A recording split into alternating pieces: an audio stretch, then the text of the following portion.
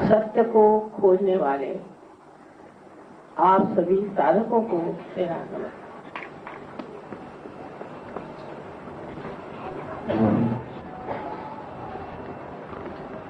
पहले तो मैं चाहूंगी कहना कि जब भी नोएडा आने का प्रोग्राम बनता है तो मुझे रास्ते में इतनी रुकावटें हो जाती हैं और आज एक पुली जैसा बंद हो गया था। मैं सोच रही थी कि सब लोग इंतजार में बैठे होंगे तो अब अगले वक्त से नोएडा में रहना शुरू करना पड़ेगा।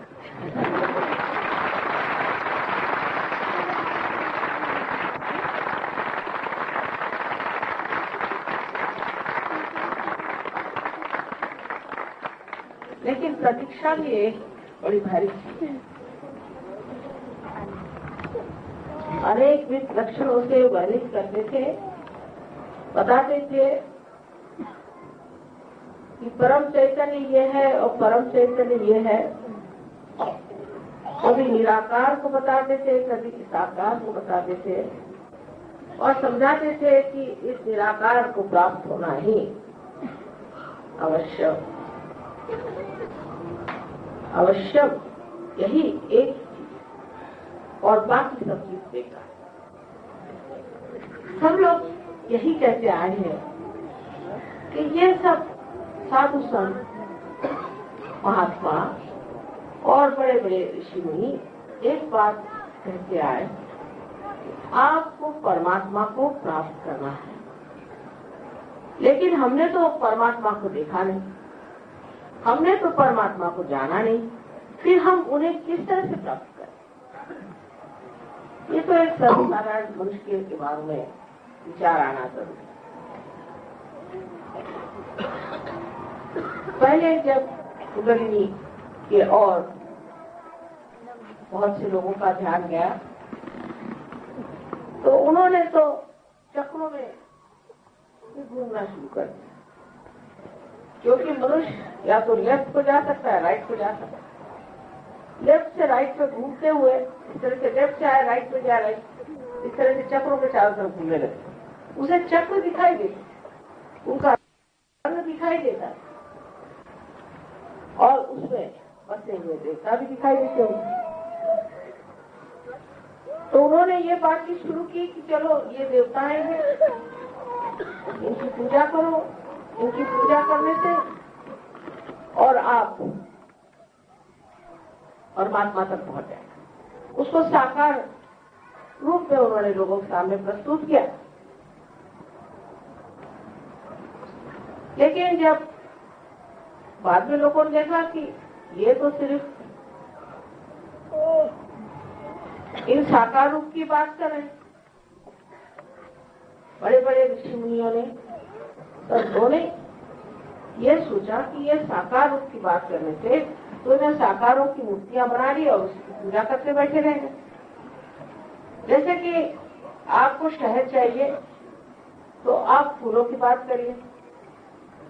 फूलों की बात उन्होंने शुरू कर दी कि भाई फूल ऐसे होते हैं, इस तरह के फूल हैं, उस तरह के फूल हैं, इसमें शहद है, उसमें शहद है। लेकिन वो तो बात रह गई। उसके बाद साधु संतों ने विचार किया कि चलो साकार की बात छोड़ो, निराकार की बात। निराकार में ये कहो कि हमको तो सिर्फ शहद चाहिए और बाकी फूलों की बात बंद कर दो, क्योंकि ये लोग तो उसी में भूल गए, उसी में पकड़े हुए हैं, उसी में बैठे हुए हैं। तो चलो निराकार की बात करें। तो उन्होंने निराकार की बात शुरू कर दी। उन्होंने कहा कि परमात्मा को निराकार में ही प्राप्त करो। शहद की बात शुरू कर। पहले तो फूलों की बात हुई और फिर शहद की बात। लेकिन उनके लिए जो यथार्थ था, वास्तविक बात थी, उनके लिए जो असलियत थी, वो सबके लिए एक भ्रम था। साकार की बात भी एक बात थी और निराकार की बात भी एक बात। बातें होती रही, लेकिन किसी ने प्राप्त नहीं किया उस निराकार। उस निराकार को प्राप्त करने के लिए आपको मधुकर होना चाहिए। अगर आप मधुकर नहीं है तो इन बातों से आप उसे पा नहीं। और हर बार उन्होंने ये बात कही, चाहे वो साकार वाले हो चाहे निराकार वाले। महाराष्ट्र के एक बड़े भारी कवि नामदेव थे, जिन्होंने साकार की बहुत पूजा की, विठल की पूजा की और विठल के चरणों में अपने पूरी तरह से समर्पित किया। उनकी एक नौकरानी थी, वो भी इसी तरह से रखुबाई, उसने भी उस पर बहुत सारे भजन लिखे और यही वर्णन किया कि अब मैं तो परमात्मा में लीन हो गई हूँ, उसे एकाकारिता मैंने साध्य कर दी। तो लोग उसको विश्वास नहीं करते, वो सोचते थे कि क्या पागल जैसी बातें करें। नामदेव पर भी किसी को विश्वास नहीं था। एक दिन नामदेव एक दूसरे आत्म साक्षात्कारी बड़े बहुत पहुंचे हुए ऐसे इंसान थे जिनका नाम था गोरा कुमार, उनसे मिलने गए। दोनों भी आत्म साक्षात्कारी बहुत ऊंचे दर्जे के लोग थे। जाकर के ये तो दर्जी थे और वो एक कुम्हार थे। तो नामदेव जब जाकर के गोरा कुम्हार के सामने खड़े हुए तो देख रहे हैं कि वो अपने पैर से मिट्टी को रौंद रहे हैं। ऊपर देखते साथ हठात वो खड़े हो गए। आवाज एक मिनट कुछ बोल नहीं। उसके बाद उनके और हाथ करके कहते हैं कि मैं तो यहाँ निराकार को देखने आया था, मैं तो चैतन्य को देखने आया था, निर्गुण को देखने आया था, पर निर्गुण को मैंने साकार में देखा। क्या ये पहचान और ये क्या समझ और इस तरह की आपसी श्रद्धा और भक्ति सिर्फ योगियों के बीच में हो सकती। मनुष्य मनुष्य को नहीं समझ सकता। उसके बाद नामदेव जी नानक साहब के पास आए, जहाँ कबीरदास जी भी थे। श्री नानक साहब ने बहुत बड़ा कार्य किया कि उस वक्त जो जितने आत्म साक्षात्कारी साधु संत थे उनकी वाणी उन्होंने गुरु ग्रंथ साहब में लिखा, जिससे वो इसी लोगों की वाणी पढ़े और कुछ न पढ़े। लेकिन नामदेव से उन्होंने कहा कि अब तुम निराकार पे लिखो, साकार पे बहुत लिखा। तो उन्होंने भी निराकार में लिखना शुरू कर दिया। उन्होंने भी बहुत कुछ निराकार पे लिखा और पंजाबी भाषा सीखे। मैंने उनकी इतनी बड़ी किताब देखी है जिसमें उन्होंने पंजाबी में निराकार का भी वर्णन किया और बहुत सुंदर वर्णन। अब वो महाराष्ट्र से एक दर्जी चले आए, गुरु नानक साहब यहाँ इतने बड़े पूजे हुए थे। आपस का उनका मिलन, आपस की उनकी समझ, आपस का अपना अपमान किसी न किसी बड़ी सूक्ष्म दृष्टि से हुआ हो। कोई न कोई ऐसी अंतर विधि से हुआ है जिससे इन्होंने आपस में पहचान किया। यह पहचानना अपने को जाने बगैर नहीं हो सकता। अभी जब हम देख रहे हैं तो हम कहते हैं मैं मेरी आंख से देख रहा हूं। जब हम सुन रहे हैं तो कहते हैं कि हम हमारे कान से सुन रहे हैं। और जब जान भी रहे हैं तो हम सोचते हैं हम अपने बुद्धि से जान रहे हैं। लेकिन ये जो मेरी आंख है मैं कौन, और जो मेरे कान है उसमें का मैं कौन, और जो मेरी बुद्धि है उसमें का मैं कौन है। वो मैं कौन जानने के बाद जो कुछ भी देखा जाता है, जो कुछ भी सुना जाता है और जो कुछ भी जाना जाता है वो एक मेव सत्य और वही एक मेव निराकार परमात्मा का दर्शन। इस आत्मा की प्राप्ति के बारे में सब लोगों ने बहुत शंकाएं करी, पहले भी करी और आज भी करी। जितने जितने बड़े बड़े संत साधु हो गए, इतने बड़े बड़े पैगंबर हो गए, सबको मारा, सबको तकलीफ दी, परेशान किया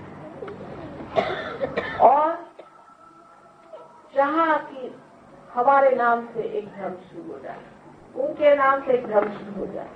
मैं हमेशा कहती हूँ कि किसी पेड़ पर बहुत से फूल अलग अलग समय पर एक जीवित शक्ति के साथ पैदा हुए थे और उसी जीवित शक्ति से वो पनप रहे थे, लेकिन लोगों ने फूल ये तोड़ लिए और कहा ये मेरा, ये मेरा, ये मेरा, और अपने को बड़ा बड़ा समझ करके और उस सूखे हुए फूलों को मान लिया और असलियत को छोड़ दिया। इसलिए वो भाईचारा जो नामदेव में और गोरा कुम्हार में है वो मनुष्य जाति में नहीं दिखाई देता है। बात बात को लेकर लोग झगड़ा करते हैं। जैसे मैंने देखा कि भाई तुम इस मोहल्ले में रहते हो तो मैं इस मोहल्ले में रहता हूँ, तो ठीक है, हमको तो झगड़ा करना चाहिए क्योंकि तुम तो दूसरे मोहल्ले में रहते हो। अब सब लोग एक मोहल्ले में कैसे रहेंगे? फिर कहेंगे अच्छा तो तुम एक मकान में रहते हो और मैं दूसरे में रहता हूँ, तो हम तो दो हो गए, तो हमको झगड़ा करना चाहिए क्योंकि दो हो गए। फिर तुम एक कमरे में रहते हो, मैं दूसरे में रहता हूँ, मियाँ एक कमरे में रहते, बीवी दूसरे कमरे में रहती, तो झगड़ा होना ही हुआ क्योंकि दोनों दो कमरे में रहते। लेकिन एक होने के लिए हमें क्या करना चाहिए और क्या हमें होना चाहिए जिससे हम सब एक हैं? ये सिर्फ दिमागी जमा खर्च न हो, ये सिर्फ भावना मात्र न हो, लेकिन ये हमारे अंदर एक सत्य स्वरूप हमारे अंदर ये प्रकट हो, जिस तरह से हम आज देख रहे हैं क्या रोशनी है। इसके लिए हमारे आत्मा का हमें दर्शन होना चाहिए, क्योंकि आत्मा जो है ये विश्वव्यापी है। हमारे अंदर आत्मा का दर्शन जो हो रहा है वो एकमेव परमात्मा का हमारे अंदर दर्शन हो रहा है और वही सबके अंदर हो रहा है। जैसे अलग अलग शीशे लगे हुए हैं, उसमें एक ही चीज दिखाई दे रहे हैं, फिर दूसरा कौन? लेकिन जब तक ये दर्शन हमें नहीं होते तब तक हम दूसरे में ये चीज देख नहीं पाते हैं। हम अपने को अलग सोचते हैं, उसको अलग सोचते हैं और उसके दर्शन को पहचान नहीं पाते हैं। इसीलिए हम लोग आपसी, इसको कहते हैं प्यार या आपसी समझ या आपसी गौरव और आपसी मान हम नहीं करते। हाँ, पैसे के लिए करेंगे, किसी मतलब के लिए करेंगे, किसी वजह से करेंगे, या ज्यादा से ज्यादा माँ बाप है इसलिए करेंगे। या जब हम किसी चक्कर में आ जाते हैं कि भाई हम लोग इस विचार से, उसका कहना हम इस विचार से, उसका कहना हम इस विचार से, तब इसलिए हम एक हो जाते हैं कि हम दूसरों से नफरत करना चाहते हैं। नफरत के नाम पर लोग में एकता फौरन आ जाती है, लेकिन प्रेम के नाम पर कभी नहीं आती। और आज तक हमने सिर्फ नफरत की शक्ति इस्तेमाल करी, कभी भी प्रेम की शक्ति इस्तेमाल नहीं करी, जो कि बड़ी जबरदस्त। इस शक्ति के आगे तो कोई टिक ही नहीं सकता। ऐसी प्रचंड शक्ति की इसके आगे सभी भूल जाए और इसमें आपका भी हृदय इतना विशाल हो जाएगा, आप इतने महान हो जाएंगे कि आप आश्चर्यचकित होंगे कि क्या ये वही हो जो इतना मुझमें रंग चढ़ गया, जो मैं इतना बदल गया, मुझमें इतना परिवर्तन आ गया। मैं तो इस तरह का था, ये हो क्या गया मुझे? हुआ कुछ नहीं। जो आपके अंदर सूक्ष्म शक्ति है, जिसके बारे में डॉक्टर साहब ने आपको बताया कि आपकी माँ अपनी अलग अलग माँ है। इस माँ ने आपको जागृति दे दी, आपको जन्म दे दिया दूसरा, और इसके कारण आपने अपने आत्मा के प्रकाश को पाया। इस आत्मा के प्रकाश को पाते ही आप दूसरे हो जाते हैं। अंधेरा भी हो जाए समझ लीजिए, तो आप जानिएगा नहीं कौन आपस में बैठा है। आप किसको कुदरती चले जा रहे हैं, आप किसको ढकेलते चले जा रहे हैं, आप किसकी जगह लेते चले जाए, कुछ दिखाई नहीं देते। ऐसे प्रकाश आ जाएगा, आप समझ जाएंगे कि हम सब एक विंडो के नीचे बैठे हैं आराम से। ये प्रकाश आज इस दिल्ली में, इस नोएडा में और या तो इस भारतवर्ष में आना तो जरूरी है ही, पर सारे संसार में आना जरूरी। लेकिन दुर्भाग्य ऐसा है कि इस प्रकाश का स्रोत आपका देश, इसी देश से यह प्रकाश सारे संसार में फैलने वाला है। आप ही इसका लैंप है, समझ लीजिए। आप ही इस प्रकाश को देने वाले, क्योंकि ये आपकी जिम्मेदारी होगी। बाहर के देश जो है वो ऐसे बढ़ रहे हैं जैसे कि एक वृक्ष बढ़ जाता है, लेकिन इसके मूल तो इसी देश में बसे हुए हैं, इसी देश में इसके मूल हैं। और ये जो बाहर का पेड़ है, इसको अगर इसका सत्व नहीं मिलेगा ये तो मर जाएगा, और उसका सत्व यही खोया हुआ हम लोगों में बचा। वो पेड़ सारा सूख रहा है, उनको मालूम है कि हमारा सत्यानाश है, वो जानते हैं। हम लोग सोचते हैं कि वो बड़े अमीर है, ये कुछ नहीं है, लेकिन बड़ी दुर्दशा है। क्योंकि मैं तो वहां रहती हूँ, मैं जानती हूँ, सबको देख देख मैं आई हूँ। और वो आते हैं यहाँ पर, और ये बम्बई में जैसे ही आते हैं तो जमीन पे अपने दोनों हाथ रख के माथा टेकते हैं, योग गुरु हमें भी थोड़ा प्यार। तुमने तो हिंदुस्तानियों को बहुत देखा, हमको भी थोड़ा प्यार। और इस तत्व के आप धरोहर आपके पास है, हेरिटेज है आप, और उसे आप छिपाए बैठे। ये सारे गुण आपके अंदर हैं।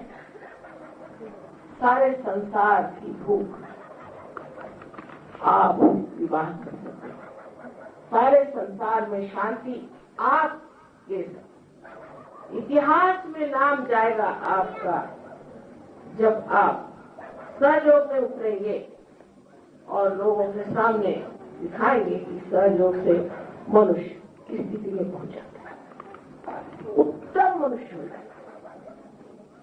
इतना ही नहीं, उसके जितने भी गुण हैं उसमें एक नम्रता है, अत्यंत नम्र होकर के, अत्यंत प्रेममय होकर के, और वो इतना शक्तिशाली होता है कि उसके अंदर कोई खराबी टिक नहीं सकती, वो भाग जाती है। तो इसकी सबसे बड़ी जिम्मेदारी मैं कहती हूँ हिंदुस्तानियों पर है। गर्व होगा नहीं तो कल ये दुनिया मिल गई तो हिंदुस्तानियों की कोपी पर इसकी जिम्मेदारी। हम लोग अटके कहाँ है, मेरी समझ ही में नहीं आता। हमने अपने देश के बारे में कुछ जाना ही नहीं, तो हम इस देश को प्रेम कैसे करेंगे? इतनी सीमा में बन गए हैं, इतनी छोटी छोटी बातों में उलझ गए हैं, ऐसे हम शुद्ध हो कैसे? अरे हमारे यहाँ तो एक से एक महानुभाव है, वो तो किसी ने देखे नहीं। हमारे यहाँ जैसे राजा महाराजे हुए हैं, किसी ने देखे नहीं। वहाँ के राजा महाराजाओं को देखो, इंग्लैंड के एक राजा ने तो अपनी 7 पत्नियों को मार डाला। यहाँ अगर कोई अपने पत्नी को मारे भी तो उसको उठा के लोग फेंक देंगे राजा को। ऐसे देशों में वहाँ जाकर आप देखिए कि जहाँ बच्चों को, एक लंदन शहर में 2 बच्चों को उनके माँ बाप मार डालते हैं 8 दिन के अंदर, एवरी वीक। ये तो वहाँ का कमाल है।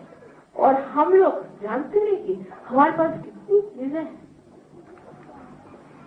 हमने क्या क्या पाया? आज सब डांस देखा, ये साकार में परमात्मा का दर्शन साकार में बताया जा रहा है। जैसे कि मैंने उनसे बताया कि चाइना में मैं गई थी और जापान में मैं गई थी, तो लाओ से वैसे ही विदितामा जो 2 आदमी थे, उन्होंने निराकार में इसका दर्शन दिया। उनकी सब प्रणालियां निराकार में, और उसमें उन्होंने अपनी कला सब बनी हुई। उस कला में उन्होंने उसको बांध के निराकार दिखाया हुआ, और यहाँ साकार में दिखाया जाता है। पर इसका कोई अर्थ कोई समझता थोड़ी है, कोई जानता थोड़ी है इसमें क्या दिखाया जाता है।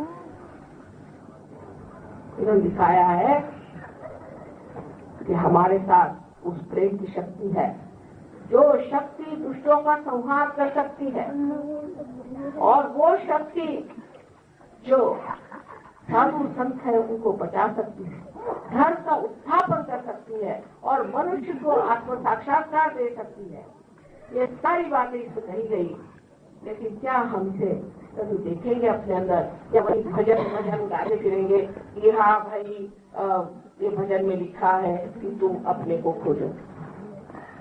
जो भजन में लिखा है अपने को खोजो, उसको पढ़ने के क्या आप अपने को पा सकते। तो ये कार्य आत्म साक्षात्कार का कार्य होना चाहिए, और इसके बारे में हमारे यहाँ अनेक भविष्यवाणियां होना, उस भविष्यवाणी के अनुसार हमें इसे प्राप्त करना, इसे पूरी तरह से प्राप्त करना है।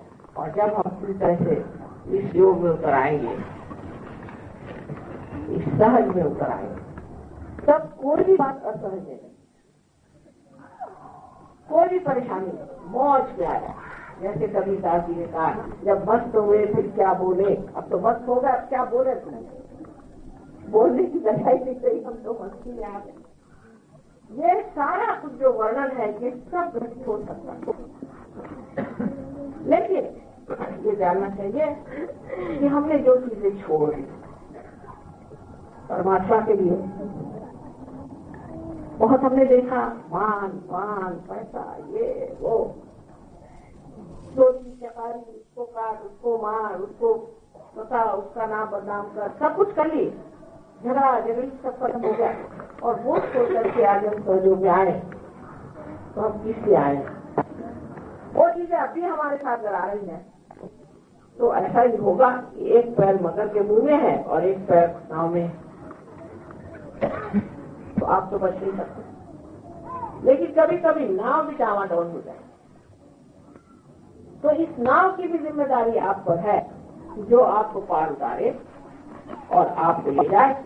उस नाव को भी आपको सुरक्षित करना, और उसके लिए अपने में वो संबंध तैयार करना है, अपने अंदर वो शक्ति तैयार करना है जो प्रेम की शक्ति है। मैं बार बार यही कहूंगी कि ये प्रेम की शक्ति है, इसमें किसी तरह की नफरत नहीं। प्रेम की शक्ति में मनुष्य को जरूरी नहीं कि वो बहुत डिसिप्लिन करे कि आप लाइन से खड़े हो जाओ, लेफ्ट राइट करो, राइट को लेफ्ट करो, राइट को लेफ्ट करो, कुछ भी करो। ये बाह्य चीजों में कुछ रखा है। देखो पेड़, उसकी जीवन प्रक्रिया होती है, वो किसी तरह से बढ़ता है, अपनी सूझबूझ से बढ़ता है। एक जब अंकुरित होता है तो एक छोटा सा सेल होता है, और वो सेल बराबर जानता है कि मैं किस तरह से नीचे जाऊं और किस तरह से सुधरता हुआ वो पृथ्वी में जिस तरह से जाता है, और जहाँ कहीं उसको पत्थर दिखाई देता है उसको वेस्टर्न दे देता है। उसको ये विचार अगला कि देखो ये जब पेड़ होगा तो उसका फायदा, और फिर वो किस तरह से दूसरे जाता है। ऐसे हजारों सेल हमारे अंदर है, अभी वो सिर्फ जागरूक नहीं होते। जिस दिन जागरूक हो जाएंगे तो हमारे अंदर ऐसी सूझबूझ आ जाएगी कि हम अपने को एक ठहरा हुआ इंसान, बड़ा अच्छा शब्द है हिंदी भाषा में, खासकर पंजाब में मैंने शब्द सुना ठहरा, कि ठहरा हुआ जैसा एक पेड़ ठहरा, और अनेक ऐसे वन बन जाए, ऐसे अनेक वन बन जाए जो कि कल्पतरु जैसे होता है, और संसार का सारा उद्धार आपके हाथ में। आप अपने को सामान्य समझते हैं, इसलिए इन चीजों में आप उलझ रहे हैं, तो बिल्कुल बेकार, इसका कोई नहीं अर्थ निकलने वाला, और इतिहास में आपका नाम जाएगा कि इतने बेवकूफ और इतने मूर्ख और इतने दुष्ट हिंदुस्तान में आए थे। शायद हो सकता है कि उसका नंबर न दे, लेकिन आप जिसकी लोक संख्या बहुत ज्यादा, लोग कहते हिंदुस्तानी की लोक संख्या ज्यादा होगी, क्योंकि इस देश में व्यवस्था लोक संख्या की प्रेम, इस प्रेम की शक्ति को आपको बढ़ाना चाहिए। सहयोग में आप जानिएगा कि इस प्रेम की शक्ति से अनेक लोग ठीक होते हैं। कैसी कैसी बीमारियां छूटती थी। परसों की बात है, एक बच्चा 3 साल की उम्र लड़का था, उससे कभी उसके जबान से एक शब्द किसी ने सुना नहीं, कभी उसकी आवाज नहीं निकली, वो कुछ सुन नहीं पाता था। वो 5 मिनट में बोलने भी लग गया और सुनने भी लग गया।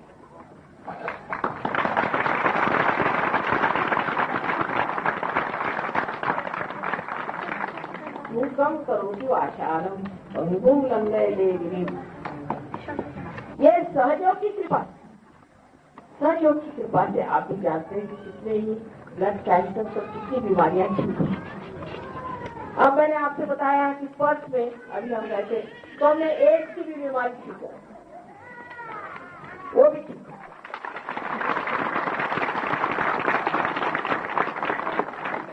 लेकिन ये तो कम से कम होगा। जिस मंदिर में आप दीप जलाते हैं उसको पहले सफाई तो कर लेना पड़ती है, फिर उसमें दीप जलता है, ये तो कम से कम। और मन की शांति और आप में एक साक्षी स्वरूप जिससे आप सबको साक्षी स्वरूप होकर देखते हैं और समझते हैं।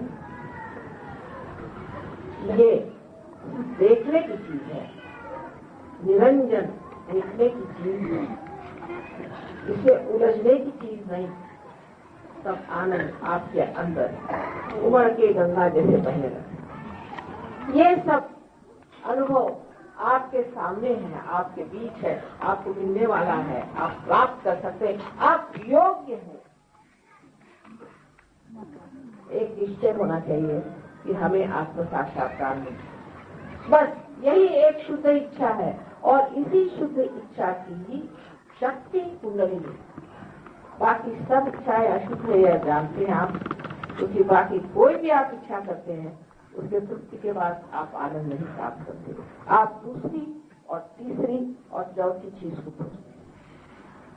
इस चीज को प्राप्त करना भारतीयों के लिए बहुत आसान है, बहुत आसान है। मैं जहाँ भी जाती हूँ आप ही जैसे हजारों लोग हजारों आते हैं, सब पार हो जाते हैं, पर उसमें से कितने पनप करके पेड़ बनते हैं ये देखना।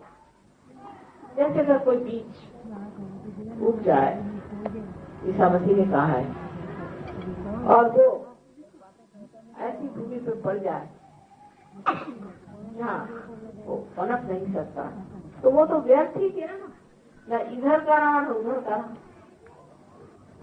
हालांकि इतने लोग पार हो जाएंगे कि आपको स्वयं आश्चर्य होगा कि मैं कैसे हो गया। और ये कि ब्रह्मानंद से आपकी कुंडली निकल करके आपको लगेगा ठंडी हवा आ रही, चारों तरफ चैतन्य, आपको लगेगा सब कुछ हो जाएगा। और 4-5 दिन आपको ऐसा भी लगेगा कि हाँ क्या मजा है। पर इसे जमना पड़ता है, और उस जमने की एक स्थिति के लिए ज्यादा से ज्यादा महीना भर सोचना पड़ता है। अगर निश्चय पूर्वक आप ये करें, निश्चय पूर्वक ये कार्य। मैं देखती हूँ कि दुनिया में इतने झूठे हुआ है, इतनी झूठी बातें बताते हैं, आप लोगों से पैसा मांगते भिखारियों जैसे। ये गुरु कैसे हो सकते हैं? तो आपके नौकर होंगे, तो भिखारी होंगे जो आपके पैसे रहते हैं। मगर आपको पैसा दूं तो क्या आप उससे ले लेंगे? आत्मसम्मान नहीं, दूसरों के पैसे पे जी रहे हैं और आप उनको पैसे पे पैसे चढ़ाए जा रहे हैं। पैसे से कभी परमात्मा नहीं सकता, उसको तो बेचारे को पैसा भी समझ में आता। उसको क्या बैंक पता है? ये तो आपका सरदर्द है, पैसा, बैंक, इकोनॉमिक्स, पॉलिटिक्स। परमात्मा का इसके क्या संबंध? और ऐसे झूठे गुरुओं के पीछे पड़ करके, और आप मैंने देखा है लोग, हाँ मेरे गुरु ने मुझसे बताया है 1.25 लाख आपको नाम 1.25 लाख। उसको इतना नहीं आता तो परमात्मा को पाई नहीं सकता। 1.25 लाख नाम लिखने बैठे। एक गुरु ने मुझे बताया है कि तुम इस पे पहाड़ पे चढ़ो 7 मरतबा और 7 मरतबा और एक आदमी पानी मत पियो, थोड़ी कर। और किसी गुरु ने बताया कि तू ला करके मुझे 1.25 तोला से दे, नहीं तो 125 तोला तो सोना दे, फलाना दे, ठिकाना दे, ये कर दे वो दे। मुझे तो लगता है कि अच्छे देना चाहिए, उसके बगैर ठीक नहीं होने वाले। और आप उनको इतने देते हुए इतनी श्रद्धा, हाँ मेरे क्या गुरु है, क्या करते? नहीं ऐसा कुछ करते, सिर्फ सेवा की पेटी है। वो तो बैठे रहते ऊपर, कुछ बोलते नहीं, वो बोलते नहीं, मौनी है। और फिर तुम वहाँ क्या कर जाते? नहीं, वहाँ सेवा की पेटी है माँ, उसमें आप चाहे 2 डालो, चाहे भी डाल, आप चाहे 1 रुपया डाल दो, चाहे 1 लाख डाल दो या 50 डाल दो, उनको सब मान्य है। वाह वाह, बहुत ही अच्छा है। और इसलिए धर्म से लोगों की श्रद्धा हटती भी जाएगी, क्योंकि ये कोई धर्म हुआ? पैसे कमाने के धर्म नहीं। इसी प्रकार सारे धर्मों में आजकल सारे धर्मों में गड़बड़ है। हमारे क्या मंदिरों में कम है कि मस्जिदों में कम है कि गुरुद्वारे में कम है, कहीं पर भी मुझे नहीं दिखाई देता कि सच्चाई से उस परमात्मा की प्रार्थना। हाँ, भक्त लोग सच्चे, भक्त लोग सच्चे, वो जाते बेचारे भक्ति से जाते, इसमें कोई शक नहीं। लेकिन जो वहां बैठे हुए हैं उनकी दृष्टि और जगह, उनकी दृष्टि और जगह। अगर उनकी दृष्टि ऐसी हो परमात्मा तो इन भक्तों को पूछते तो जरूर काम हो जाएगा, जरूर काम बन जाएगा। लेकिन मैं सब दुनिया देख चुकी। अब मुझे लगता है कि इंसान ने धर्म अपने जेब में डाल लिया और उसको जैसा चाहे वैसा करता है। और हमारे बच्चे अब कहते कि क्या धर्म हुआ तुम्हारा, इसको क्या धर्म कहते हो? हर तरह की शराब तुम पीते हो, हर तरह के धंधे तुम करते हो, चोरी करते हो, चकारी करते हो, हमको परेशान करते हो, ये कोई धर्म हुआ? कोई सा भी आप धर्म तो देख लीजिए, किसी भी धर्म में आज कोई मनुष्य खड़ा है तो वो ये नहीं कह सकता है कि इस धर्म का आदमी खराब नहीं है, या इस धर्म का आदमी कोई बात नहीं करता है, या इस धर्म के आदमी ने कभी भी कोई ऐसी दुष्ट बात नहीं कही। किसी पे कोई धर्म का बंधन ही नहीं पड़ता। इसका मतलब धर्म अंदर से जागरूक है। ये जो कुंडलिनी है, ये जो ये आपके अंदर वो धर्म जागरूक है, फिर आप भी संत हो जाते हैं, आप खुद ही उस धर्म में जागरूक हो जाते हैं। मुझे कुछ बताने की जरूरत नहीं है, आप स्वयं ही उस धर्म में उतर आते हैं और धर्म आपके अंदर जागरूक हो जाता है। इसके बारे में सबने कहा है कि अपने ही अंदर जागरूक, तब फिर जो विश्व धर्म है उसको आप समझ कि विश्व में एक ही धर्म है, और वो धर्म ये है कि परमात्मा का और हमारा संयोग, यही एक है। इस योग के सिवाय और कोई धर्म नहीं। जब ये हो गया तो सब कुछ मिल गया। जब तक इस बिजली का कनेक्शन नहीं होगा तो क्या ये बिजली जलेगी? जब तक इसका कनेक्शन नहीं होगा तब तक ये काम करेगा। इसी तरह से आपका कनेक्शन उससे हो जाए, योग घटित हो जाए, आपके जीवन का परमात्मा से संबंध हो जाए, इस परम चैतन्य से संबंध हो जाए। इसके अलावा और कोई चीज की जरूरत नहीं। फिर सारा धर्म आपके अंदर उतर आएगा, सारा शास्त्र आपके अंदर उतर आएगा, सारा ज्ञान आपके अंदर उतर आएगा, सारा सत्य आपके अंदर आ जाएगा और आप आनंद में ही डूबते रहेंगे। और ऐसा लगेगा कि पता नहीं कौन सी गवर्नमेंट में आ गया हूँ, इस सारी चीज सामने चले आ रही, सब चीज हुए जा रही, ये कैसे हो रहा, ये चीज कैसे बन रही, ये चीज कैसे घटित हो रही। इसके लिए पहले सिर्फ आप इतना ही सोचे कि माँ आज हमें आप जागृति दे दीजिए, हम जागृति चाहते हैं, बस दूसरी कोई बात नहीं। इतनी इच्छा आप लोग करें और ये कार्य हो जाए। आशा है आप लोग सब तैयार हैं और अब थोड़ी देर में हम चाहेंगे कि आत्म साक्षात्कार की प्रक्रिया करें। उसमें कुछ करना नहीं क्योंकि सहज है, अपने आप ही घटित होती है, जीवन प्रक्रिया है। जैसे बीज को आप जमीन में छोड़ दीजिए, अपने आप घटित होता है, उसमें से अंकुर निकला, ऐसे आपकी भी क्रिया होगी। लेकिन मैं आपको ये दिखाना चाहूंगी कि आपके चक्र आप किस तरह से संभालें। बस आप लोगों को सवाल तो जरूर होंगे क्योंकि दिमाग तो चलते ही रहता, दिमाग नहीं ठहरने वाला और पटाख बहुत से सवाल लोग पूछते रहते। इसलिए मैं कहूँगी कि आप मुझे सवाल लिख करके दे दीजिए और कल कहाँ पर है प्रोग्राम? अब रामलीला ग्राम में मैं आपको उत्तर दे दूंगी। अच्छा, तो अब शांति से पहली बात कि अपने प्रति एक प्रसन्न चित्त।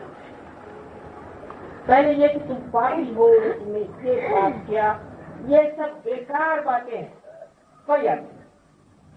अरे मनुष्य तो गलती करेगा, कोई परमात्मा गलती करते हैं। तो मैंने ये किया, मैंने फलानी गलती करी, ये सब भूल जाइए। ये पिछली बात है, पिछला सब भूल जाइए, भूतकाल सब, कोई भी गलती करिए, कुछ भी आपने किया उससे कोई फर्क नहीं पड़ता। आप दरबार में आए हैं, बस यही बहुत बड़ी बात है। तो जो अपने को दोषी समझते हो तो सोचना चाहिए कि अभी अगर आप दोषी हो तो यहाँ न बैठे तो जेल में होते, और जो जेल में बैठे वो भी पार हो जाते हैं, क्योंकि परमात्मा का तरीका और है और उनका जजमेंट और है। और कुंडलिनी आपके बारे में सब जानती है, वो आपको संभालेगी। आप मेहरबानी से अपने ऊपर न्यायाधीश मत लगाइए और अपने को मत सोचिए कि मैंने ये गलती करी, मैंने वो गलती करी, और अपने को दूषण मत दीजिए और अपने को गिराइए। पहली तो बात ये शर्त। और दूसरी शर्त यह है कि आप सबको एक साथ माफ कर दीजिए। पहले तो अंग्रेजों को माफ करिए, 300 साल हमारे खोपड़ी में बैठे। मैंने इसलिए अंग्रेजों को पार कराया है कि आप विश्वास नहीं कर सकते। इन दुष्टों ने बहुत सताया, मुझे बहुत सताया। चलो छोड़ो, लेकिन इससे पार हो गए। तो पहले तो इनको क्षमा करो। 300 साल अपने खोपड़ी पे बैठे और अपनी समय दूरी करा दी, झगड़ा लगा दिया और चल दिए। उनके यहाँ झगड़े अब बहुत हो रहे हैं, उसके फल भोग रहे हैं, भोगने दो। सबको माफ करो, सबको माफ करो। ये ना गिनते बैठो किसको माफ करना, जिससे तकलीफ कुछ नहीं, सबको एक साथ माफ करो। पहले सबको माफ। आखिर आप माफ नहीं करते हैं क्या करते हैं? कुछ नहीं करते। जानने की बात है, समझ की बात है कि जब हम कुछ करते ही नहीं तो बेकार में हम क्यों किसी के बारे में सोचें और अपना दिमाग और खराब। तो कृपया आप ऐसा करें, सबको एक साथ आप क्षमा। बस यही 2 शर्तें हैं। और तीसरी है कि आपकी इच्छा होनी चाहिए, आपको जबरदस्ती नहीं करना। परमात्मा ने आपको स्वतंत्रता दी। मैंने मीडिया लेकिन इसका कुछ तो देना होगा। मैंने कुछ नहीं, बस चैतन्य। जब आप गंगा जी में स्नान करके आते हैं तो एक उसके साथ घाघर भी भर के आते हैं कि दूसरों को भी गंगा जल दे देंगे। इसी प्रकार ये दूसरों को चैतन्य दो और कुछ नहीं। जैसे एक दीप प्यारे एक दीप जल सकते हैं, आप सब लोग बहुत कार्य है नोएडा में कर सकते हैं। और उससे आगे मैंने सुना है कि हापुड़ में और गाजियाबाद में और उससे आगे मेरठ तक आप लोग पहुंचे।